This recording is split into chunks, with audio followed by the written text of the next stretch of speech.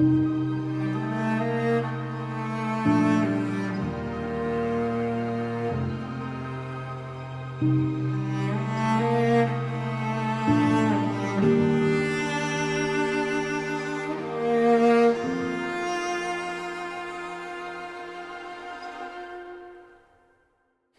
on a un projet de recherche en cours en ce moment au Mont Kaycop.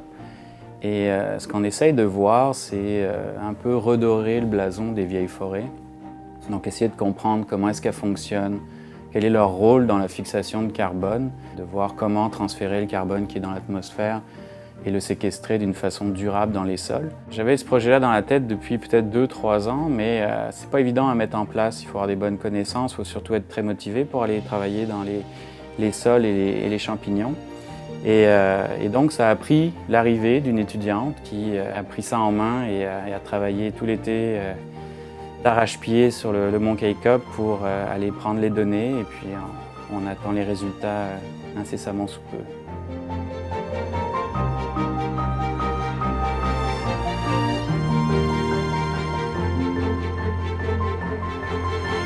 Je m'appelle Béatrice, j'ai fait mon baccalauréat en écologie environnement à l'UQO et là j'ai commencé ma maîtrise de recherche en biologie à l'ISFOR.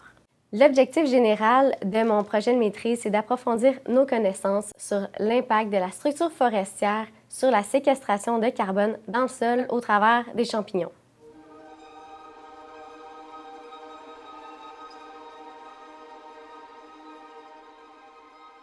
Moi, en fait, ça fait plusieurs années que je m'intéresse au monde fascinant des champignons et j'ai aussi un grand intérêt envers les vieilles forêts et leur protection.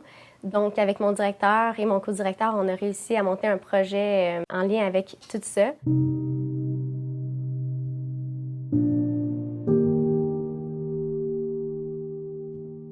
La clé pour lutter contre les changements climatiques pourrait résider sous nos pieds.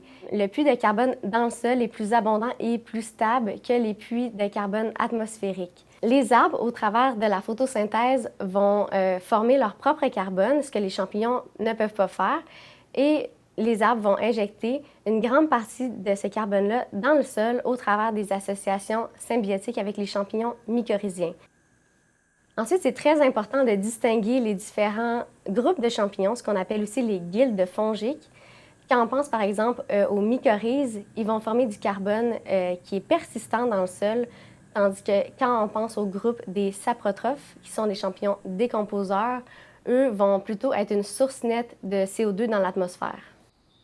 Les communautés de champignons ils peuvent être influencées par les coupes forestières, qu'on appelle aussi l'aménagement forestier.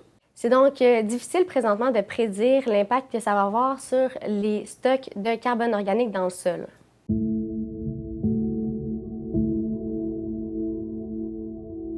J'ai commencé à regarder sur la map au Mont Kaycop des endroits pour placer déjà des parcelles, des endroits où je pensais qu'il y avait peut-être déjà eu des coupes de 30% qui avaient environ 30 ans, pour avoir des coupes qui sont assez vieilles pour voir vraiment l'impact des coupes forestières sur la structure des peuplements.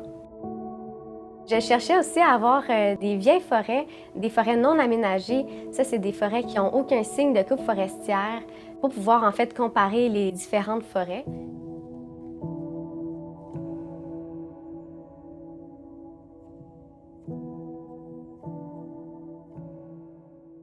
Donc, j'ai fait 2 inventaires dans ces parcelles-là au cours de l'été avec 2 collègues.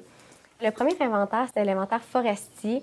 Premièrement, on a pris la surface terrière des arbres dans toutes les parcelles. Donc, c'est le diamètre des arbres à la hauteur de la poitrine et ça, c'est un indice du volume d'arbres dans chaque parcelle. On a aussi pris les volumes de bois mort au sol. Et dans chaque parcelle, on a pris 4 sous-parcelles dans lesquelles on a inventorié les plantes herbacées. Pour le deuxième inventaire, on a inventorié plutôt les sols. Donc, on a fait des profils pédologiques où on a mesuré les différentes épaisseurs des horizons. Donc, mon collègue Nicolas, lui, s'occupait de faire les profils pédologiques. Donc, avec une pelle, il allait creuser à 30 cm de profondeur.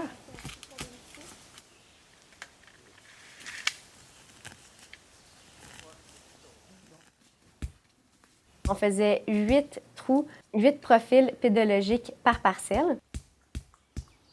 Ensuite, ma collègue Ariane mesurait l'épaisseur des différents horizons.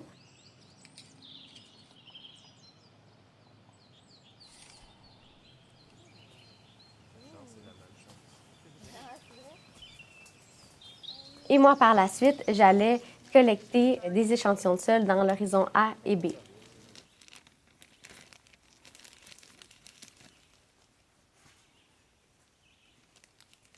Avec ces échantillons-là de sol, on va pouvoir analyser les communautés de champignons. À chaque fin de journée, on revenait avec nos échantillons de sol qu'il fallait le plus rapidement possible les congeler à moins 20 degrés Celsius au mont Kaikop. C'est bien important pour pas que les communautés de champignons se dégradent. Et à la fin de chaque semaine, on prenait tous nos échantillons, on les transportait dans des glacières jusqu'à l'Isfort où on les mettait dans des congélateurs encore à moins 20. Ces échantillons-là vont nous servir à faire l'ADN environnemental pour avoir l'abondance relative des différentes communautés de champignons.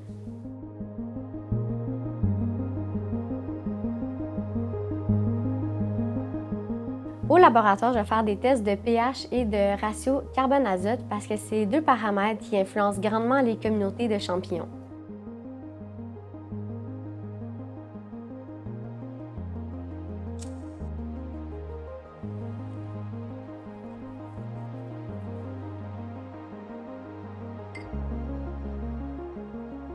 Ensuite, je vais extraire l'ADN environnemental des échantillons de sol qui étaient congelés à moins 20. Ça va me donner l'abondance relative des différents groupes de champignons dans les sols. Donc, moi, au laboratoire, j'effectue l'extraction de l'ADN environnemental que je vais ensuite envoyer à Génome Québec pour le séquençage. Donc, ça va me donner une idée de l'abondance relative des communautés fongiques retrouvées dans mes sols. Et je m'attends à avoir au-dessus de 300 espèces de champignons par petits échantillons d'extraction.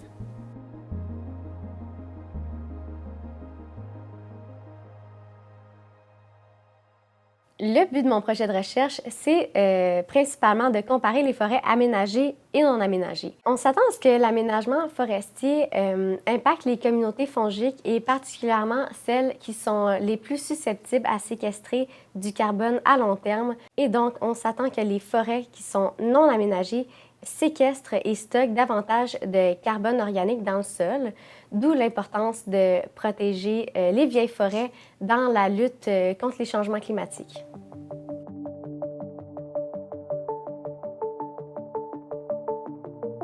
Le mont Kaikop est intéressant pour faire ce genre de recherche parce qu'il y a des vieilles forêts sur place et ça, c'est un écosystème qui commence à être très rare dans le sud du Québec. Les vieilles forêts sont importantes dans le contexte climatique actuel parce qu'on pense, avec ce qu'on voit dans la littérature, qu'elles ont un fonctionnement qui permet de fixer le carbone atmosphérique et que ça passerait par les communautés de champignons.